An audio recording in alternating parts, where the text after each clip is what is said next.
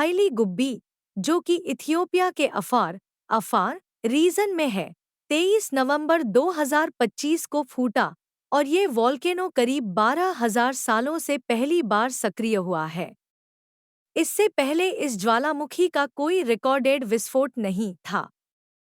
विस्फोट इतनी जबरदस्त थी कि राख, ऐश और गैस की लहर लगभग 10-15 किलोमीटर तक ऊपर जा पहुंची। इस राख और गैस, विशेषकर सल्फर डाइऑक्साइड एसओ से बना एक बड़ा बादल बना, जो हवाओं के साथ चलकर अरब सागर, रेड सी, यमनोमान होते हुए भारत की ओर बढ़ा। प्रभावित इलाका, कहां तक असर हुआ? विस्फोट के बाद नजदीक के गांवों में राख गिरने से कृषि, पशुपालन और स्थानीय जल, फसल, चारा प्रभावित हुआ। स्थानीय लोग पशु परेशान हुए, भेड़ बकरी पालने वालों की चिंता बढ़ गई। हालांकि इस इलाके में जनसंख्या कम है, इसलिए अभी तक रिपोर्ट के अनुसार कोई बड़ी मानव मृत्यु या व्यापक जानमाल की भारी हानि नहीं हुई है। भारत और हमारे लिए असर क्या हुआ है? राख और गैस की बादल ने भारत के कई हिस्सों, जैसे राजस्थान, गुजरात, दिल्ली एनसीआर, पंजाब, महाराष्ट्र आदि के ऊपर से गुजरी। इसका सबसे तुरंत असर हुआ हवाई यात्रा, फ्लाइट्स पर। देश और विदेश जाने आने वाली फ्लाइट्स कई रद्द या रूट बदलने पड़ी। कई एयरलाइंस ने एहतियात के तौर पर उड़ानों को स्थगित कर दिया।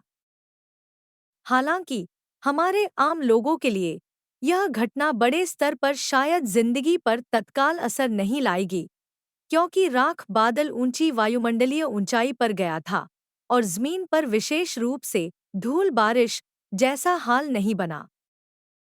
सरकारी मौसम विज्ञान संस्थान, इंडिया मीटियोरोलॉजिकल डिपार्टमेंट (IMD) के अनुसार हवा में यह राख गुजर चुकी है।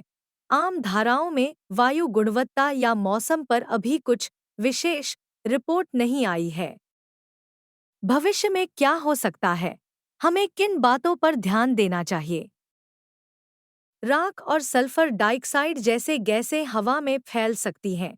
अगर ये सतही स्तर ग्राउंड लेवल तक आ जाए, तो स्वास्थ्य, सांस, आंखला आदि पर असर हो सकता है। फिलहाल ऐसा नहीं हुआ, लेकिन निगरानी जरूरी है। हवाई यात्रा और अंतर्राष्ट्रीय कनेक्टिविटी प्रभावित हो सकती है, खासकर अगर फिर से राख बादल बने और विमान मार्ग ओवरलैप करें। वैश्विक स्तर पर बड़ी ज्वालामुखीय घटनाएं अगर बहुत भारी निकलें, तो मौसम और जलवायु पर असर डाल सकती हैं। सूरज की रोशनी कम, तापमान या बारिश में गड़बड़ी आदि। हालांकि हाइली गुब्बी का विस्फोट अभी इतना मजबूत नहीं दिखा कि ऐसा अनुमान लगाया जाए, पर विशेषज्ञों को इस पर ध्यान देना चाहिए। निष्कर्ष मतलब इतना है कि हाँ, ये विस्फोट दुर्लभ और हैरान करने वाला है, क्योंकि इतनी लंबी नींद के बाद ज्वालामुखी का अचानक फटना चिंता की बात है। लेकिन फिलहाल भारत और आपका इलाका पर बड़ा आत्महत्या स्तर का असर नहीं हुआ दिख रहा।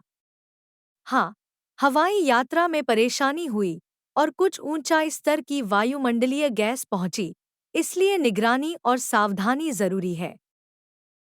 अगर चाहें तो मैं आपको वैज्ञानिक अनुमान बता सकता हूं कि अगर भविष्य में और बड़े विस्फोट आए, तो भारत और हमारे क्षेत्र में कितना खतरा हो सकता है। स्वास्थ्य, मौसम, कृषि आदि करेगी।